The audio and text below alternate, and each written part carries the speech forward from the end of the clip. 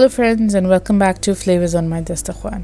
Today I will be sharing with you a very easy recipe of poha. Now this is a breakfast recipe that is a favorite in my home. My husband loves it and my children love it. And this is something that does not need elaborate preparation and you can really whiz it up really quickly. And with this recipe, I will also be sharing with you a very easy recipe of raita, which I prefer to eat it with my poha. So without wasting any time, let's get started. Let's get to see how I make this delicious recipe of poha.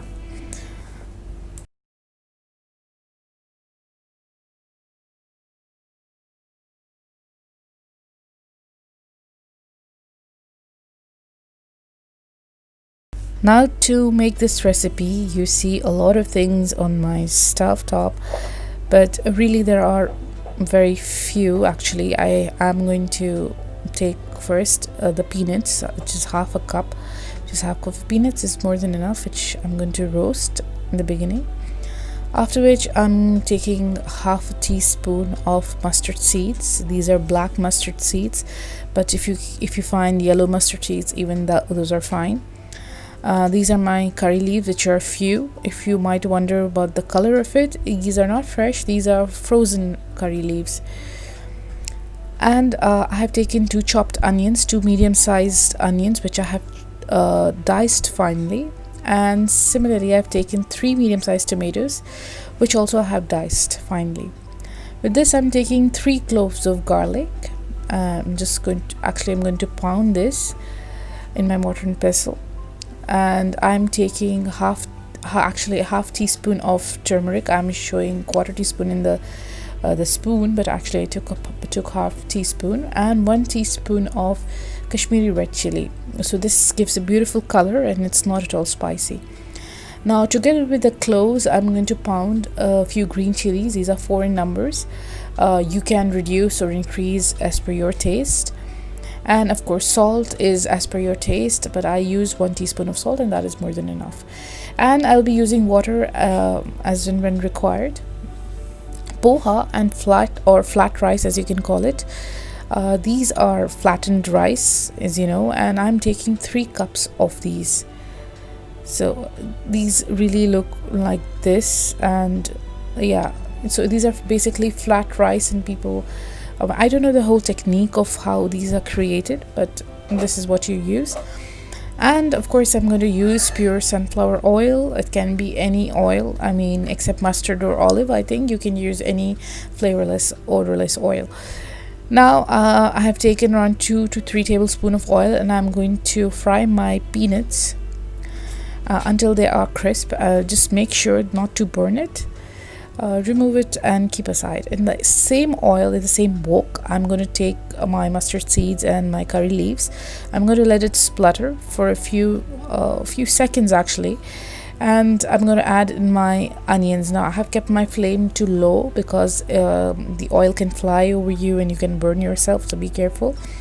And to ease up the cooking process, I'm going to add salt to my dish at this point. Now while my onions are cooking, I've taken my garlic cloves and my green chilies in a mortar and pestle, and I'm going to pound it really well. I love mortar and pestle, and I cannot tell you how much I love the flavor that this stone mortar and pestle brings out from garlic and green chili. Now these are coarsely ground, and I'm going to first add in my tomatoes to this mixture, to the onions which had gone translucent, and with this I'm adding my pounded green chili, garlic, and my turmeric and my red chili powder. Together I'm going to saute this. I'm going to saute it and let this cook until they go soft. And at this point you can actually add water as required. And I'm adding water, just enough water to kind of help it to cook down. So you really need it to really become really soft and mushy so that it sort of dissolves. So at this point I'm just going to cover this and let it cook so that it cooks down completely. While that is happening, I'm taking my poha or my flat rice in a strainer. So the idea is I do not soak my poha, as opposed to a lot of people who do that, because if you soak your poha, it sort of absorbs excess of water and then it becomes really soggy dish. So I always wash my poha under the tap in a strainer and let all the water drain out, excess water. Why do you wash it? Because poha or rice has a lot of dust in it, so it's really important for you to just wash it to get rid of the excess dust or any other particle from there. At this point, my and tomatoes were completely done, so I added my peanuts to it, and I'm adding my washed poha into this mixture. If you feel that your mixture became really too dry and a lot of water went, you can add a couple of tablespoons of water and bring it to a consistency where it is not exactly like too watery, but just enough for you to be able to coat your poha really well with the mixture that you just prepared.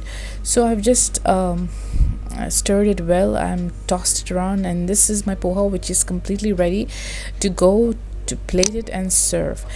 Now with this poha, my family loves to eat raita. I mean, this is something that is the most favorite thing to go with this with poha. So I'm taking 1 cup of yogurt, or 170 grams of yogurt, and I'm going to prepare a mix which I'm going to add to a spice mix which I'm going to add to this yogurt.